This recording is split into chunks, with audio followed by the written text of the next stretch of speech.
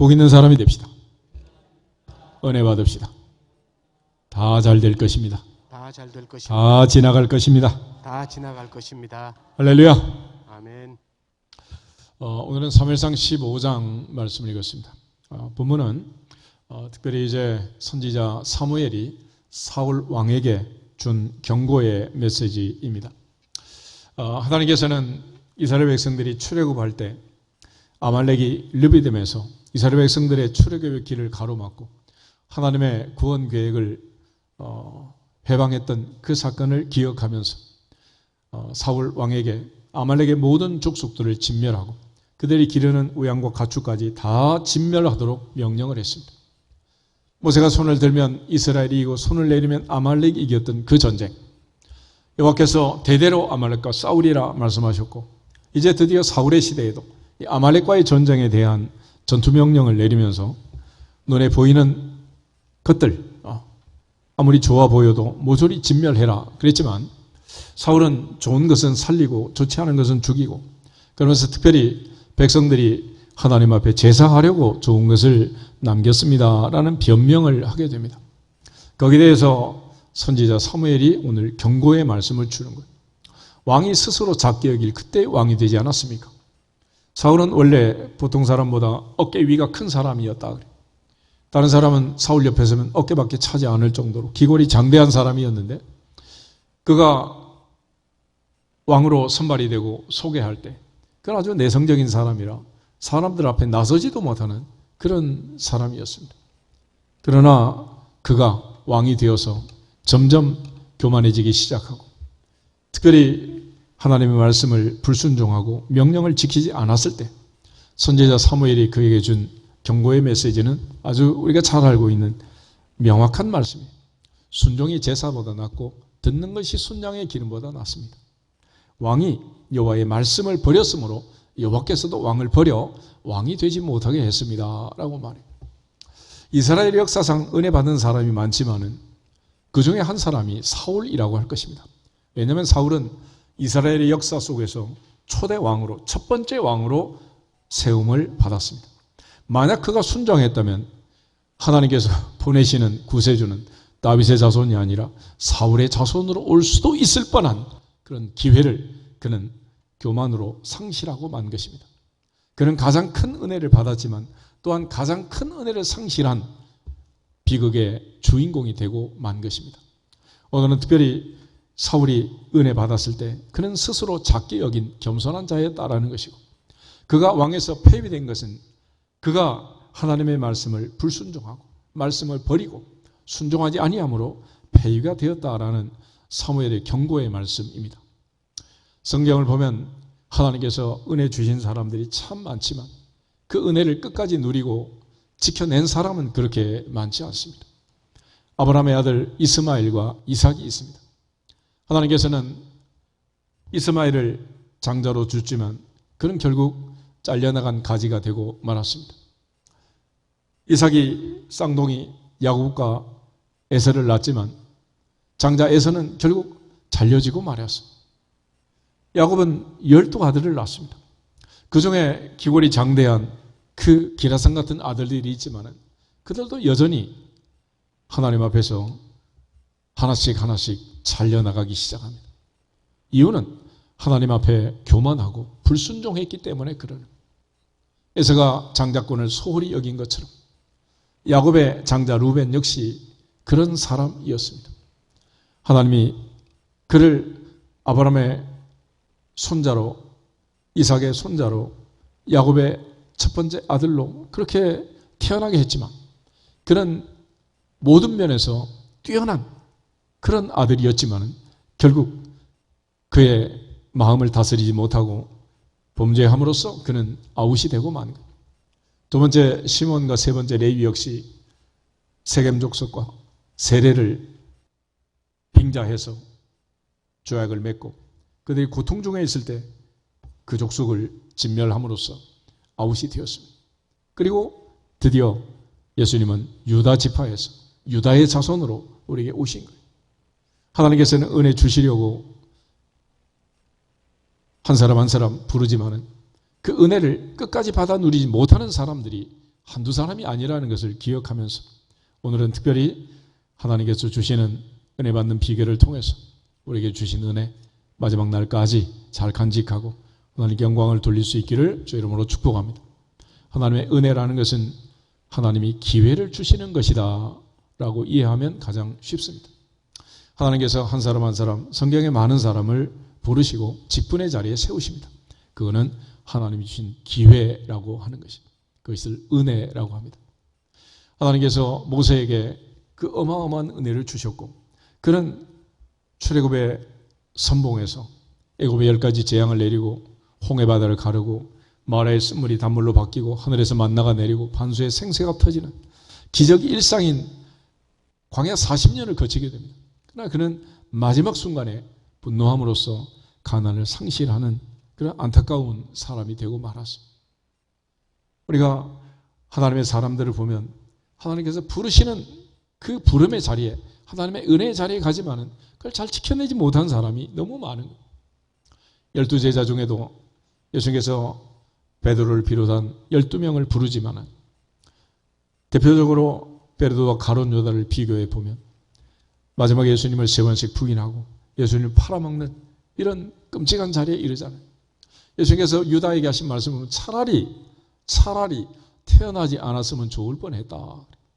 바리새인들을 향해서는 그들이 교회 문턱에 걸터 앉아서 나도 안 들어가고 남도 못 들어가게 하는 걸림돌이다. 그렇게 말하라.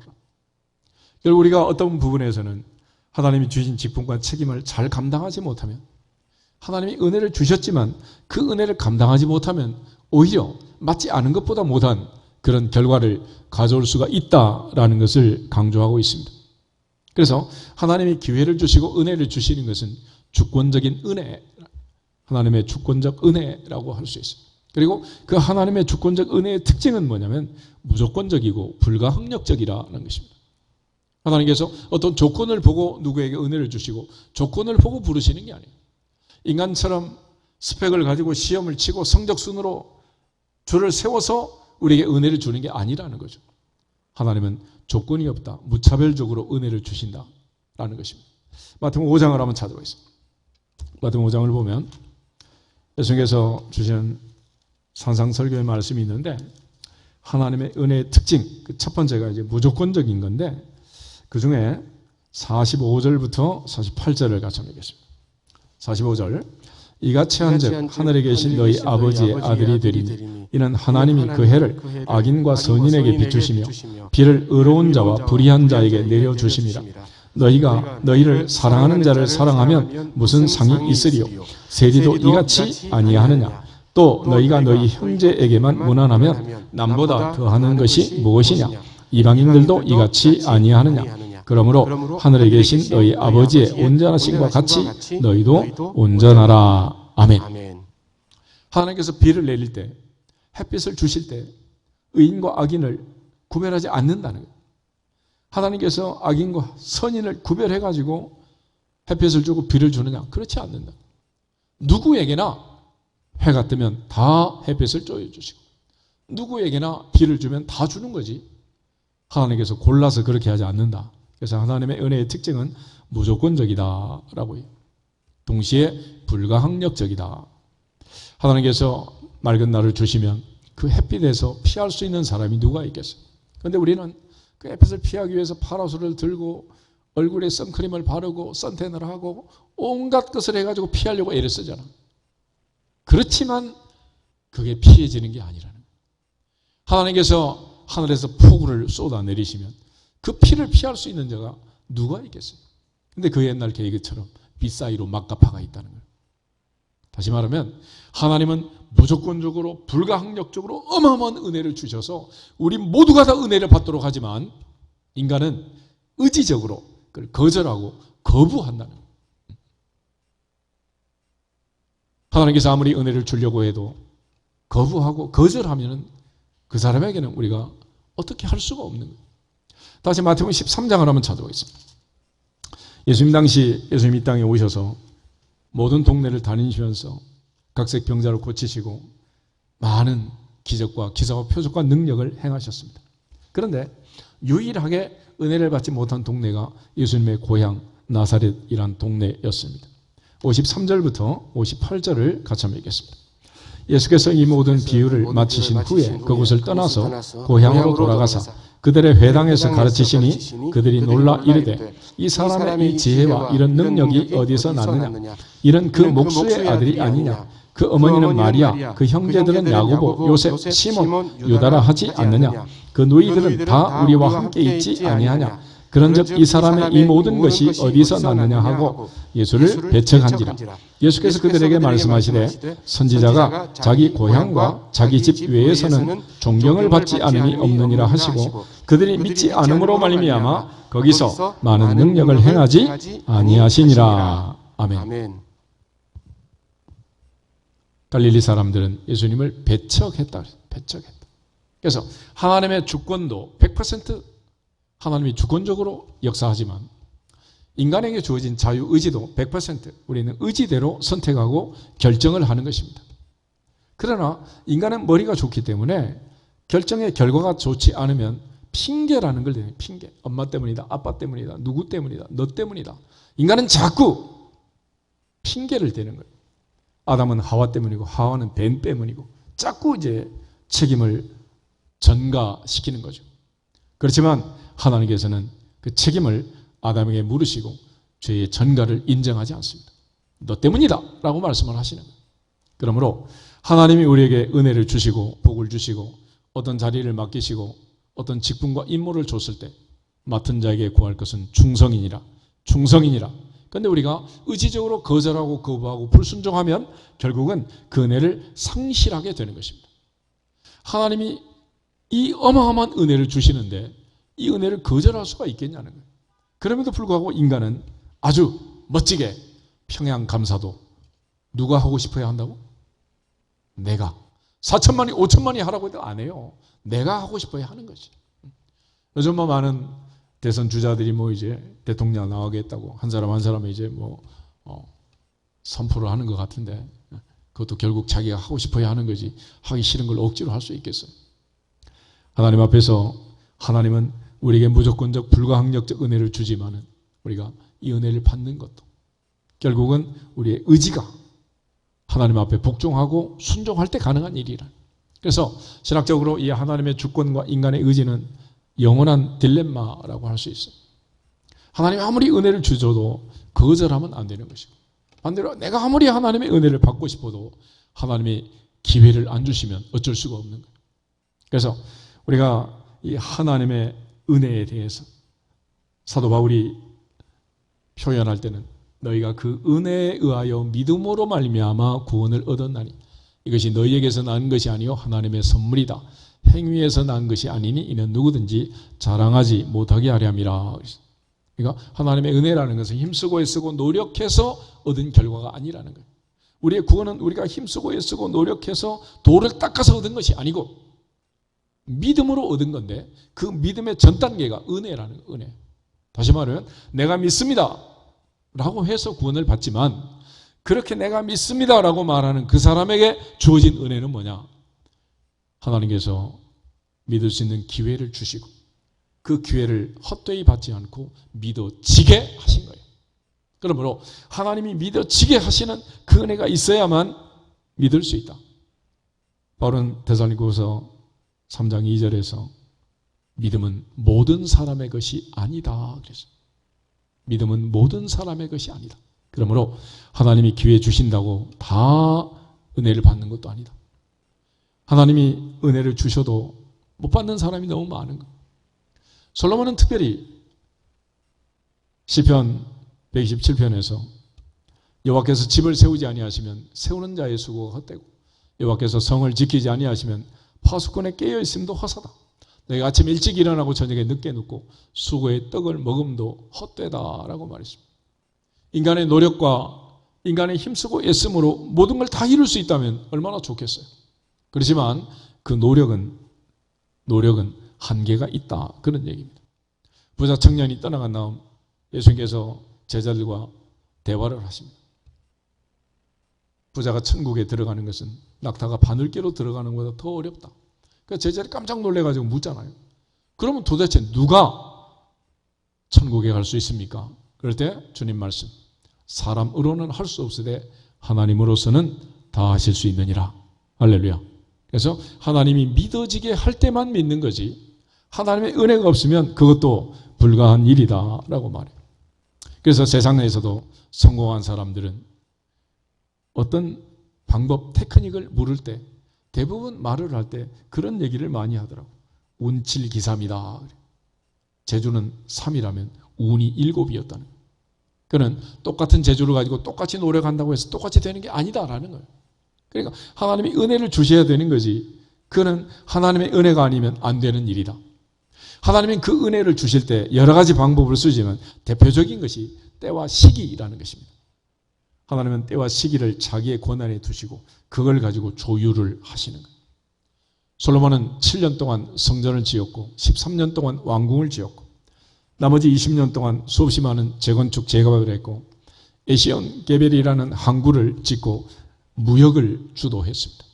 그 많은 일을 할 때 하나님께서 전쟁이 일어나지 않도록 막아주시고 주변 나라들이 약소국이 되고 오히려 솔로몬에게 조공을 갖다 바치면서 평화시대가 열렸기 때문에 가능한 일이었지. 한 번이라도 전쟁이 터지고 적군이 쳐들어오면 물자가 제대로 공급되지 않으면 오늘처럼 장비가 있는 것도 아니고 사람이 인력으로 모든 걸 해야 되는데 불가능한 일이라는. 솔로몬은 이 모든 것이 하나님의 은혜였습니다라는 고백을 그렇게 하는 거예요. 여호와께서 집을 세우셨고 여호와께서 성을 지켜주셨습니다 라고 고백하는 거예요. 하나님 앞에서 이처럼 하나님의 은혜가 아니면 살 수 없는 게 인생인데 우리 인생은 그럼에도 불구하고 늘 하나님 없이도 살 수 있는 것처럼 하나님의 은혜 아니고 내 생각, 내 계획대로 내 머리만 써도 살 수 있을 것처럼 착각을 한다는 거예요. 이런 상황 속에서 하나님께서 하시는 일은 뭐냐? 그럼 하나님은 우리에게 은혜 주시기를 원하고 복 주시기를 원하는 거예요. 민수기 6장에 가면 제사장의 축복 기도가 나오잖아요. 여호와께서는 내게 복을 주시고 너를 지키시기를 원하노라. 여호와는 그의 얼굴을 내게 비치사 은혜 베푸시기를 원하노라. 여호와께서는 그 얼굴을 내게로 향하여 들어서 평강 주시기를 원하노라. 그렇게까지 하나님이 원하시면 받아야 되는 거 아니겠어요? 그런데도 불구하고 안 받는 사람은 어떤 사람이냐? 자기의 의지로 배척하는 사람들, 평양감사하기 싫은 사람들, 이런 사람은 어쩔 수 없는 거야. 그러므로 우리는 얼마든지 하나님의 은혜를 배척할 수 있고 거절할 수 있습니다. 하나님이 그렇게 만드신 거예요. 우리의 육체는 내 마음대로 움직이는 게 아니라 내 머릿속에 들어와 있는 마음, 생각이 나를 움직이는 것입니다. 예배 마치면 여러분 점심 식사 하시겠죠. 어떤 것을 어떻게 먹을지 그건 전부 다 여러분의 마음, 생각이 시키는 대로 가는 거지 먹기 싫은 걸 억지로 먹을 수는 없잖아요. 좋아하지 않는 걸 먹을 수도 없는 거고 모두 다 하나님의 손에 달린 게 아니라 결국은 우리가 의지적으로 선택하고 결정하는. 그래서 하나님의 은혜가 끝까지 합력하여 선을 이루고 열매를 맺으려면 첫째는 하나님께서 기회를 주시고 그 기회를 우리가 붙잡아서 하나님 말씀대로 순종해야 결국은 복이 된다는 것입니다. 그러나 하나님이 인간을 너무 잘 아시기 때문에 인간이 하나님의 뜻을 거절하고 불순종할 수밖에 없는 그런 자유의지가 있는 존재이기 때문에 하나님께서는 우리에게 강요하거나 억지로 그야말로 강제로 일을 시킬 수가 없는 거예요. 그래서 내 뱃속에서 나온 아들, 딸도 내 말을 안 듣잖아요. 그거 왜 그러겠어요? 그 속에도 다 자기 생각이 있고 자기 마음이 들어있는 거예요. 엄마 생각, 아빠 생각대로 가느냐? 그러지 않잖아요. 특별히 하나님께서는 죽을 자가 죽는 것도 기쁘지 않다. 그래서 모든 사람이 구원받고 은혜받고 천국 가기를 원하는 것이 하나님의 뜻인데 인간은 그 길에서 자꾸 벗어나서 그것보다 더 좋은 길이 있고 더 좋은 선택이 있을 걸로 착각을 하게 되는 거죠. 하나님은 천년을 하루같이, 하루를 천년같이 기다리신다 그래요. 어떤 사람이 더디다고 생각하는 것처럼 더딘 것이 아니고 하나님은 오랫동안 참고 참으시고 우리가 의지적으로 선택하고 결단하고 돌아오기를 기다리고 회개하기에 이르기를 원하시느니라. 할렐루야. 기다리고 계신. 하나님은 모든 사람이 구원을 받고 진리를 아는 데 이르기를 원하신다. 그럼에도 불구하고 왜 인간이 이러냐? 그거죠. 결국 따져보면 인간이 모르는 게 하나가 있는데 그것은 하나님의 생각과 우리의 생각, 하나님의 길과 우리의 길이 얼마나 다른가라는 걸 모르는 거예요. 그러니까 인간은 판단하고 선택할 때 눈에 보이는 걸 가지고 선택을 합니다. 그래서 눈에 보이는 걸 가지고 선택하는 걸 일식. 첫 번째 단계죠. 사람은 어떤 걸 선택할 때 일단 눈으로 보잖아요. 보기에 좋은 떡이 먹기도 좋다. 눈으로 보는 거지. 그렇지만 보기 좋다고 다 먹을 수 있는 건 아니잖아. 그 다음에는 냄새를 맡아봐서 냄새가 좋아야지 상한 음식을 어떻게 먹을 수가 있겠어. 또 아무리 맛있어 보이지만 입에 넣었을 때 달콤해야 쑥 넘어가는 거지. 쓴 약처럼 쓰면 그걸 또 어떻게 먹을 수가 있겠어. 그러니까 여러 가지 것들이 복합해서 결과적으로 이제 결정을 해야 되는 건데 인간은 그렇게 마지막까지 생각을 못 한다는 거예요. 그래서 사람은 외모를 보지만 나 여호와는 중심을 보느니라. 롯이 선택할 때 롯은 소돔과 고모라의 겉모습을 보고 선택을 했습니다. 에덴 동산처럼 애굽 땅처럼 물이 넉넉하고 좋은 땅, 이보다 좋을 수는 없다라고 선택했지만 결국 좋지 않은 선택이었다는 거예요. 하나님께서는 롯이 떠나간 다음 아브라함에게 결과적으로 적과 꿀이는 가나안을 기업으로 약속으로 허락하게 됩니다. 사람은 선택할 때 항상 겉모습을 보잖아요. 그래서 광야 세대는 눈에 보이는 광야만 보고 도대체 우리를 왜 끌고 나왔느냐? 틈만 나면 모세에게 핑계를 대잖아요. 애굽에 매장지가 없어서 우리를 죽이려고 데리고 나왔느냐? 먹을 것도 마실 것도 없다. 이 광야에서 어떻게 하라는 말이냐? 근데 요즘 보세요. 사우디를 비롯해서 쿠웨이트, 이슬람권에 있는 사막에 있는 나라들, 사막만 있는 줄 알았더니 그 속에 뭐가 들어있어? 오일이 있어가지고 오일머니 가지고 세상을 들었다 놨다 하고 사막에 신기루를 세우듯이 두바이 같은 데는 어마어마한 그런 빌딩을 세우고 신도시를 만들어 놨잖아요. 그래서 인생은 이런 거예요. 내가 겉으로 볼 때 이게 너무 좋지 않다라고 생각해도 그게 좋지 않은 게 아니고 이보다 좋을 수는 없다. 그렇다고 해서 좋은 것도 아니라. 그러므로 어떤 상황이 꼭 좋지도 않고 꼭 나쁘지도 않은 거예요. 좋고 나쁨은 시간이 지나보면 알 수 있습니다. 그래서 하나님이 이 때와 시기를 가지고 조절하시는 거예요. 이처럼 인간과 하나님은 관점의 차이가 있고 생각의 차이가 있다는 거예요. 이사야 55장을 한번 찾아보겠습니다. 이사야 55장 6절에서 9절에 있는 말씀.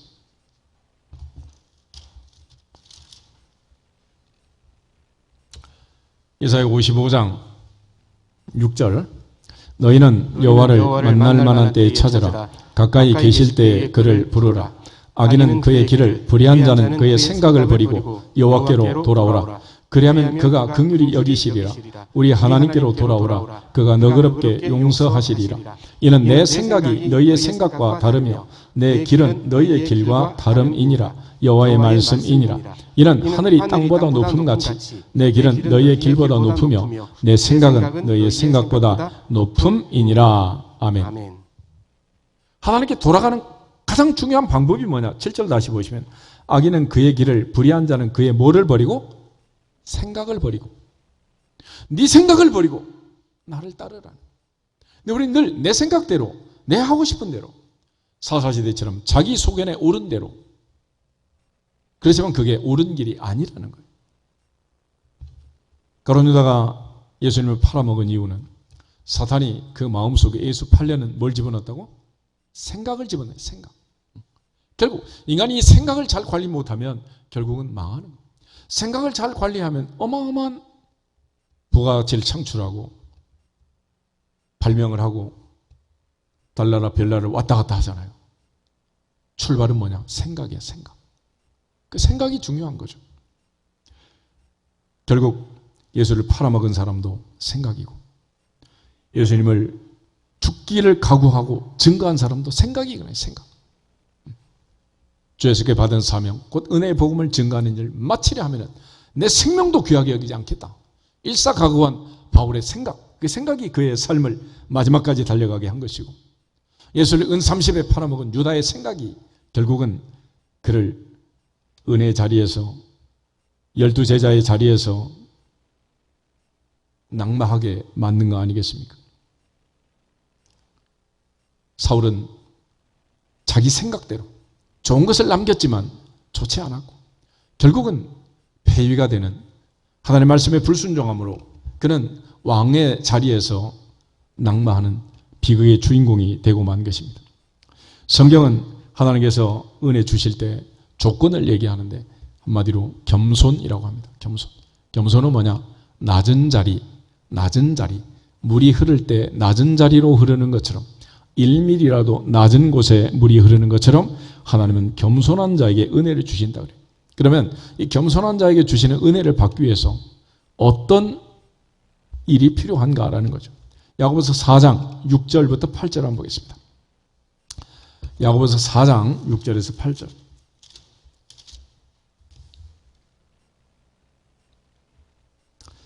야고보서 4장 6절까지 읽겠습니다. 그러나 더욱 큰 은혜를 주시나니 그러므로 일렀으되 하나님이 교만한 자를 물리치시고 겸손한 자에게 은혜를 주신다 하였느니라. 그런즉 너희는 하나님께 복종할지어다. 마귀를 대적하라. 그리하면 너희를 피하리라.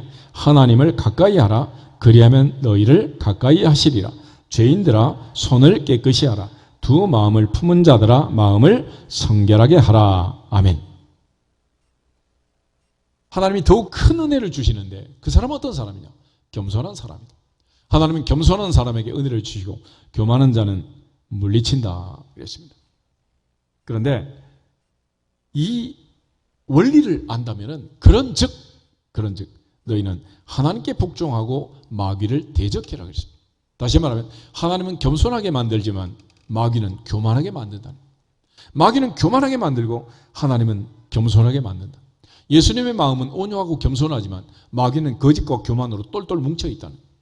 마귀가 마음과 생각에 역사하면 가룟 유다가 되고 예수님이 마음속에 역사하면 베드로처럼 회개하고 돌이키게 되는 거예요.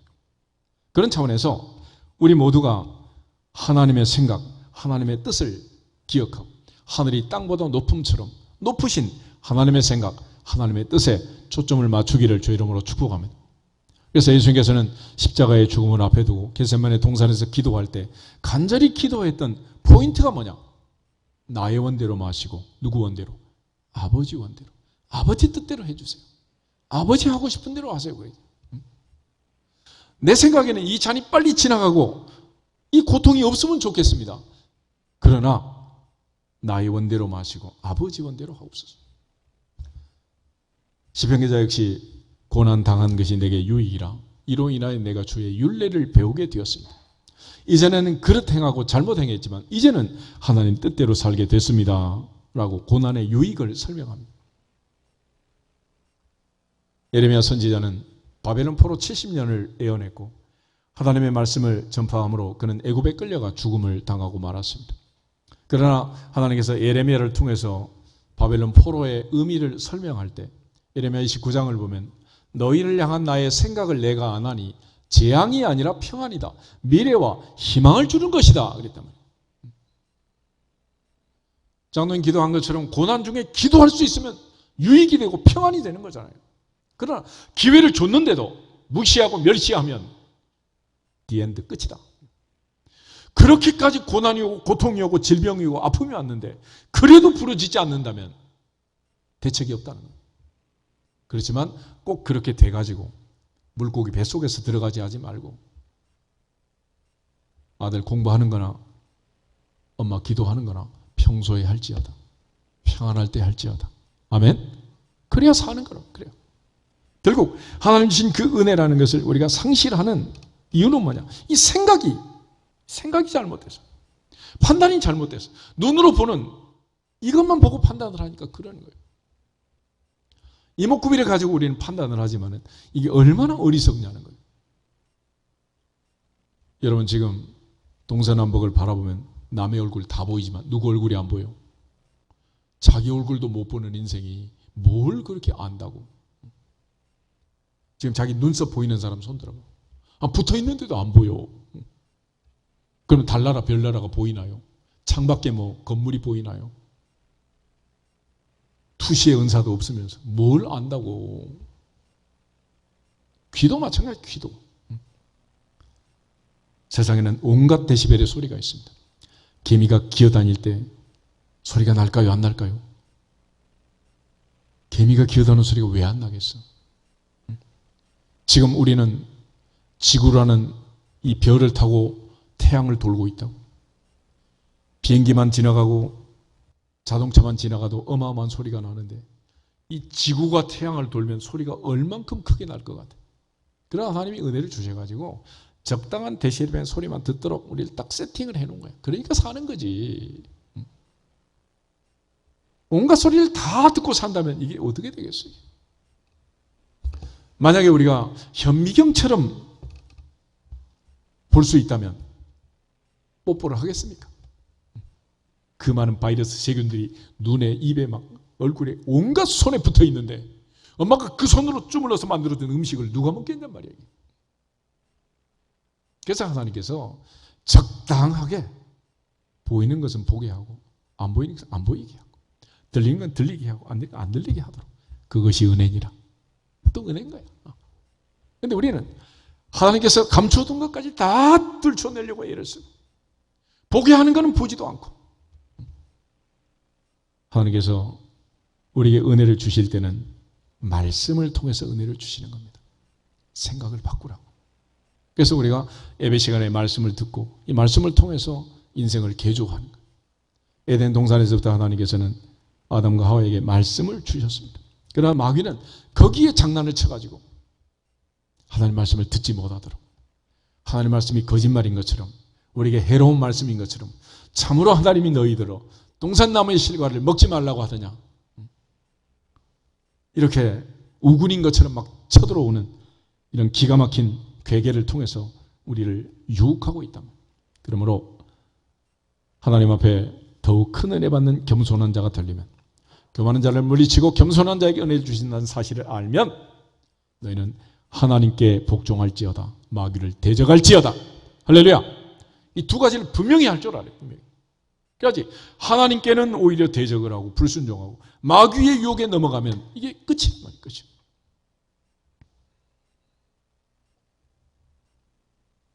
아담과 하와가 에덴 동산을 빼앗긴 이유는 불순종이고 어리석음 때문이고 사기를 당한 거지만은, 그러나 더 큰 이유 중에 하나는 뭐냐면 갑자기 아무것도 하지 않고 공짜로 너무 큰 은혜로 에덴 동산을 턱 받은 거예요.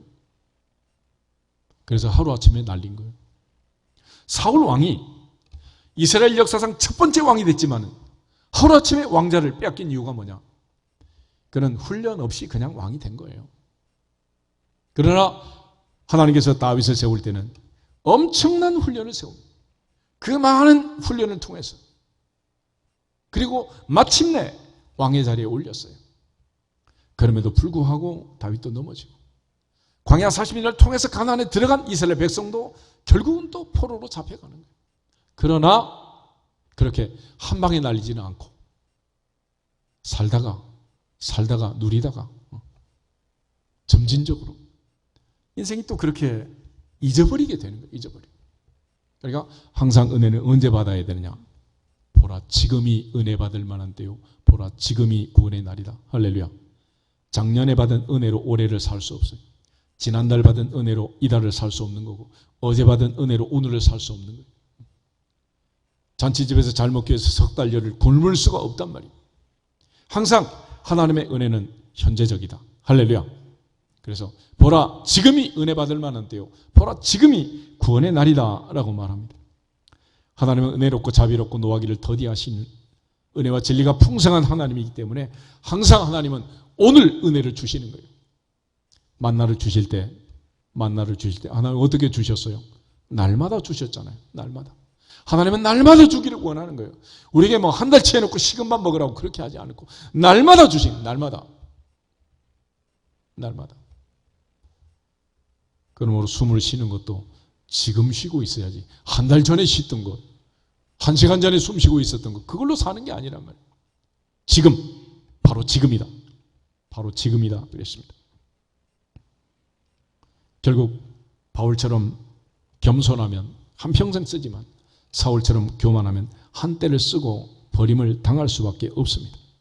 그래서 바울은 달려갈 길을 마치고 믿음의 선한 싸움을 싸우고 의의 면류관을 바라보며 그의 마지막을 마무리하는데, 그가 그렇게 긴 사역을 할 수 있었던 것은 뭐냐? 한마디로 말하면 겸손한 사람이었다. 사울이라는 이름과 바울이라는 이름은 초대왕 사울, 그 이름을 바울의 아버지가 사울에게 붙여준 거예요. 사울은 큰 자라는 뜻입니다. 그는 베냐민 지파였고 결국 사울 왕처럼 큰 자가 되라, 그렇게 아버지가 이름을 지어줬지만 예수님을 만난 이후 그는 작은 자가 되었습니다. 그래서 바울이라고 계명을 한 거죠. 바울이라는 이름은 작은 자입니다. 바울은 고린도서 15장에서 나는 모든 사도 중에 지극히 작은 자다 그랬어요. 에베소 3장 8절에 가면 나는 모든 성도 중에 지극히 작은 자보다 더 작은 자다, 그렇게 고백합니다. 디모데전서 1장 15절에 가면 나는 죄인 중에 괴수라고 얘기를 합니다. 그는 작은 자로, 낮은 자로, 겸손한 자로 살았기 때문에 마지막까지 달려갈 길을 마칠 때까지 하나님이 그를 쓰실 수가 있었던 거예요. 그런데 하나님이 불렀을 때 겸손하지만은 사울처럼 갑자기 교만하면 하나님은 쓸 수가 없는 거예요. 아무리 좋은 타이어 끼고 가더라도 바람 빠지면 어디에다 쓰겠어요? 타이어 바꿔야죠. 하나님께서 우리를 부르시고 기회를 주시고 은혜를 주셨지만 은혜를 상실한 사람은 교만한 사람이다. 빼앗기고 마는 거예요. 그러므로 끝까지 겸손하고 끝까지 하나님의 은혜를 누리기 위해서 작은 자가 되고 낮은 자가 돼야 그 은혜가 내게 흘러오게 돼 있다. 바울은 이 모든 사실을 뼛속까지 깨달았기 때문에 바울의 고백을 보면 내가 나 된 것은 하나님의 은혜로 된 것이다. 내가 모든 사도보다 더 많이 수고했지만 그것도 내가 아니고 나와 함께 하신 하나님의 은혜니라. 하나님의 은혜니라. 하나님의 은혜니라. 그 은혜라는 것을 깨달은 거예요. 은혜라는 것을. 그런데 우리는 교만하게 되면 은혜는 상실하고 공로만 남는 것입니다. 그래서 사울이 바울 되었다 하는 말은 공로주의자 바리새인이 은혜주의자 그리스도인으로 바뀌었다는 거예요. 그 하나님의 은혜, 끝없는 은혜, 불가항력적이고 무조건적인 감당할 수 없는 은혜, 그 은혜로 오늘까지 살았고 그 은혜로 우리는 영원한 천국까지 들어갈 줄로 믿습니다. 장로교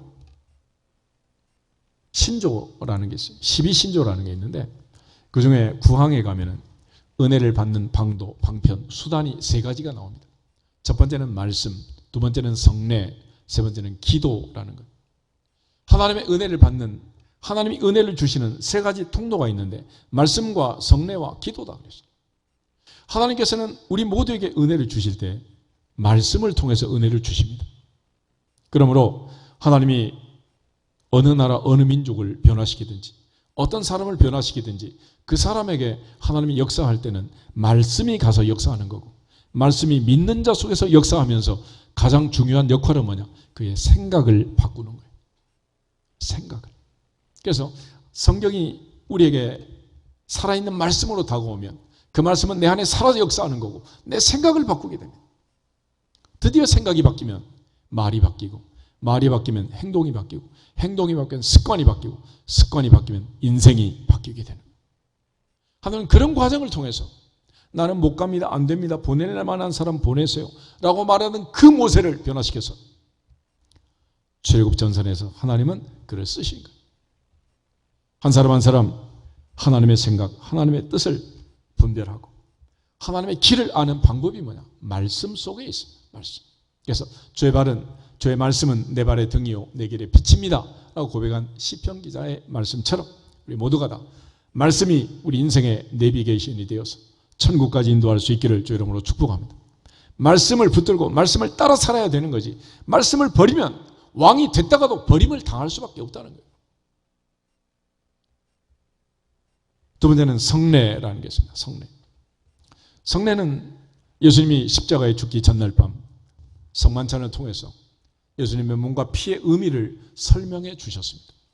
그걸 사도 바울이 다시 한번 정리를 했는데 고린도 전서 11장을 한번 찾아보겠습니다. 고린도 11장 23, 24, 25, 26 4절을 같이 읽겠습니다. 고린도전서 11장 23절에서 26절 말씀.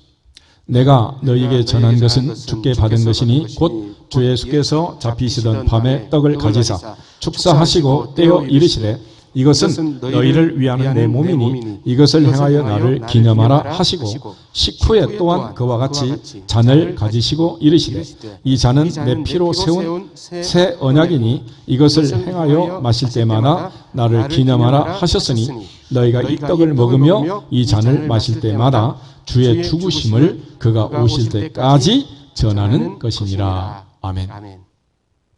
다시 말하면 은혜의 가장 근원적인 사건은 십자가 사건이다.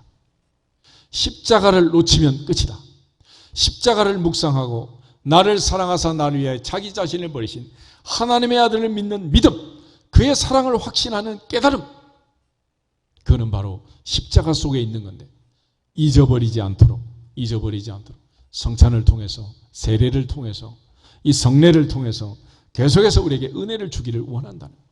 그래서 교단별로 이제 매주 성찬식을 하는 교단도 있습니다. 매주. 그러니까 십자가를 생각하고 주님의 죽음을 생각하고 주님의 부활에 동참하고 죽음에 동참하고 주님과 함께 죽고 함께 사는, 갈라디아서 2장 20절 바울의 고백처럼 내가 그리스도와 함께 십자가에 못 박혔나니 그런즉 이제는 내가 사는 것이 아니고 오직 내 안에 그리스도께서 사시는 것이라. 이제 내가 육체 가운데 사는 것은 나를 사랑하사 나를 위하여 자기 자신을 버리신 하나님의 아들을 믿는 믿음 안에서 사는 것이니라. 할렐루야. 그리스도인은 한마디로 내가 죽고 내 안에 그리스도께서 사는 사람들이다. 그 내가 죽고 내 안에 주님이 살았다는 것을 가장 강력하게 증명하는 방법이 뭐냐? 이 성례라는 거예요. 그리고 이걸 통해서 주님의 죽으심을 주님 오실 때까지 증거하고 전파하고 전하는 것이다. 그리고 은혜의 방편 세 번째는 기도입니다. 기도하지 않고 은혜 받는 사람이 어디 있겠어요? 은혜 충만한 사람 치고 기도 안 하는 사람이 또 어디 있겠습니까? 하나님의 사역을 감당하는데 기도 없이 할 수 있겠습니까? 특별히 성경은 수없이 많은 부분에서 우리에게 돌아오라고 얘기하고 하나님께 부르짖으라고 얘기하고 구하면 얻고 찾으면 찾아내고 두드리면 열어준다고 약속합니다. 너희가 아무리 약한 자라도 자식에게는 좋은 것으로 줄 줄 알거든. 하물며 하늘에 계신 너희 아버지께서 구하는 자에게 좋은 것으로 주시지 않겠느냐. 그래서 다윗은 내가 새벽을 깨우겠다고 마음에 확정하고, 예수님은 새벽 미명 기도하셨고, 모세는 40일씩 2번이나 시내산에 올라가서 40일 금식 기도를 하시고, 하나님의 사람들 중에 기도하지 않는 사람이 어디 계세요? 요나는 물고기 뱃속에서 기도함으로써 살아나게 되고, 다니엘은 사자굴을 앞에 두고 말년에 죽게 됐지만은 하루 3번씩 예루살렘 쪽 창문을 열고 자기의 하나님께 감사하면서 성전을 향해서 하나님을 향해 감사기도함으로써 그는 사자굴을 통과한 줄로 믿습니다. 우리가 살아야 되는 이유, 은혜를 받고 하나님이 준 이 기회를 헛되이 놓치지 말아야 되는 이유가 어디 있느냐? 궁극적으로 우리 모두가 육신의 생명을 살릴 뿐만 아니라 영혼을 살리기 위해서, 영혼은 천국의 소망을 가지고 천국 백성 되고 하나님의 집에 가기 위해서 우리는 은혜를 받아야 하는 거예요. 할렐루야. 요즘 여러 가지 재난들이 끊임없이 지구촌에 일어나고 있습니다.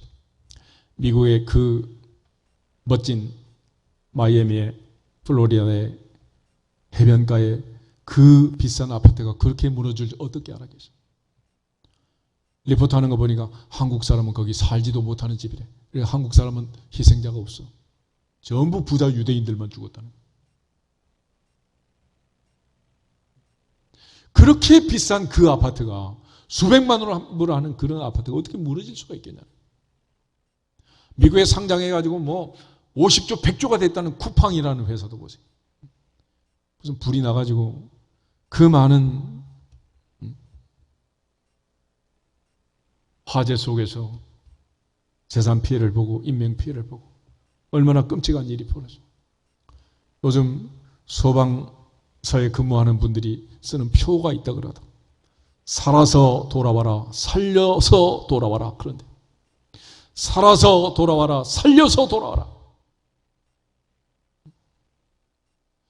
소방대원들은 화재 속에서 육체의 생명을 살리는 그게 목적이죠. 그렇지만 교회와 성도들의 사명은 뭐냐? 영혼을 살리는, 영혼을. 예수님이 이 땅에 왜 오셨습니까? 죽음으로 살리기 위해서 오신 거 아니겠어요? 그 사명을 우리에게 주신 거 아니겠습니까? 그래서 코로나 시대에 우리가 두려워하는 것도 뭐예요? 죽을까 봐 겁나는 거 아니겠어요? 왜 도대체 죽는 게 겁이 나느냐? 이건 겁날 것도 없는 일이에요. 천국 갈 준비만 돼 있다면. 그러나 어느 날 갑자기 숨 쉴 틈도 없이 회개할 틈도 없이 무너져 내리고 화재 속에 죽어가면 어떡하겠냐. 신학적으로는 남은 자, 렘넌트라는 주제가 있는데 역사적 남은 자가 있고 종말론적 남은 자가 있어요. 역사적 남은 자는 뭐냐? 재난 속에서 살아남은 자, 불 속에서 살아나고 난파선 속에서 살아나고 폭풍 속에 살아나고 침몰하던 배 속에서 살아나고 이 살아나는 것, 육체의 생명을 살리는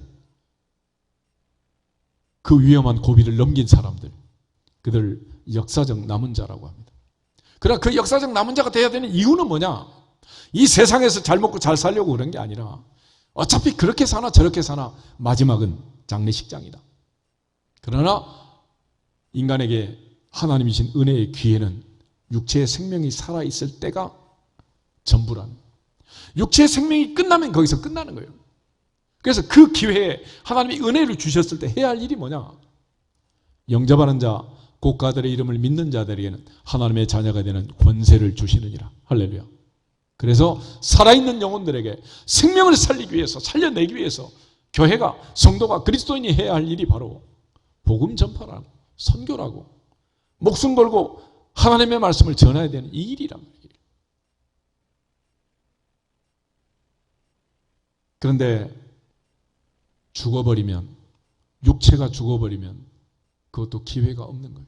그래서 일단은 살려내라는 거예요. 일단은 뱃속에서도, 광풍 속에서도, 화재 속에서도, 무너지는 건물 잔해 속에서도 살려내라는 거예요. 살려내. 살려내야 그에게 복음을 전하고 그의 입으로 시인하고 마음으로 믿고 구원을 얻을 거 아닌가. 코로나 팬데믹 속에서도 살아야 되고 살려내야 되는 이유는 살려내야 복음을 전하고 살려내야 하나님의 은혜로 천국을 가게 될 거 아닌가. 우리 모두가 다 이 분명한 영적 구도를, 플랜을 잘 알고 그런 차원에서 아직 살아있다는 것은 하나님이 은혜를 주시고 기회를 주신 거다. 할렐루야. 아직 기회를 주신 것. 기도할 수 있고 말씀 들을 수 있고 전도할 수 있고 선교할 수 있고 예배 드릴 수 있는 기회를 주신 거예요. 근데 이 기회를 다 놓쳐버리고 허송세월하면 마지막에는 기회가 없어요. 기회가. 그러나 하나님께서는 놀랍게 십자가 옆에 강도처럼 마지막까지 기회를 주시고 마지막까지 은혜를 주시고 오늘도 6월 마지막 주일을 지키도록 오늘도 우리에게 은혜 주신 줄로 믿습니다. 그러나 이것이 어떤 사람에게는 마지막 주일이 될 수도 있고 마지막 예배가 될 수도 있는 거예요. 그러므로 항상 하나님 주신 그 은혜 안에서 우리의 주인 책임과 사명이 무엇인가를 잊지 않고 달려갈 길을 마칠 때까지 말씀을 통해서 십자가의 은혜를 깨닫는 성례를 통해서 기도를 통해서 하나님의 사랑과 은혜를 마음껏 받고 거저 받았으니 거저 주라 하신 말씀처럼 선교의 통로, 전도의 통로, 복의 근원, 복의 통로가 되어서 남편을 살리고 아내를 살리고 친정을 살리고 시댁을 살리고 부모 형제 이가 친족을 살리는 구원의 통로들이 되기를 주님의 이름으로 축복합니다. 그것이 우리가 살아야 되는, 살려내야 되는 이유란 말이에요. 이유. 단지 이 땅에서 팬데믹에서 화재 속에서 무너지는 잔해 속에서 살려야 되는 그 육체의 생명이 최종 목표가 아니에요.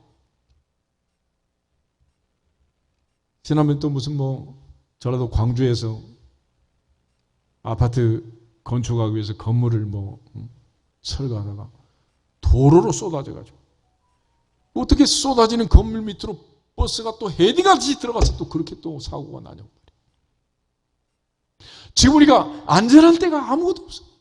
언제 어떻게 마지막이 올지 아무도 알 수 없는 거예요. 그러므로 은혜는 언제 받아야 한다?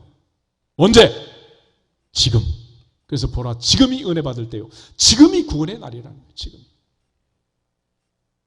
지금 은혜 받지 않으면, 지금 구원받지 못합니다. 지금 준비되지 않으면 언제 어떻게 우리 인생의 마지막 마침표가 찍힐지 아무도 알 수 없는 거예요. 아무도. 이제는 하나님께서 무차별적으로, 무조건적으로, 불가항력적으로 은혜를 주신 이유를 깨닫고 우리가 먼저 은혜 받은 자로서 받은 바 사랑과 은혜를 마음껏 흘려보내고 아직 복음을 듣지 못한, 깨닫지 못한 그들을 기다리고 기다리는 그 하나님의 심정으로 말씀을 전하고 하나님의 은혜를 나누고 베풀 수 있기를 주님의 이름으로 축복합니다. 모든 것이 은혜임을 알고 그 은혜를 깨달은 자만이 또 그렇게 은혜를 전할 수가 있는 거예요. 그런 차원에서 우리 모두가 다 하나님 주신 은혜 헛되이 받지 않고 하나님 주신 은혜 쏟아버리지 않고 끝까지 마지막까지 붙들고 하나님의 보좌 앞에 영광의 면류관을 바라보고 달려가기를 마친 사도 바울처럼 주님만 바라볼 수 있기를 주님의 이름으로 축복합니다. 다 같이 주 예수 그리스도의 이름으로 하늘문화 열릴지어다 선포하고 우리 기도하겠습니다. 주 예수 그리스도의 이름으로 하늘문화 열릴지어다.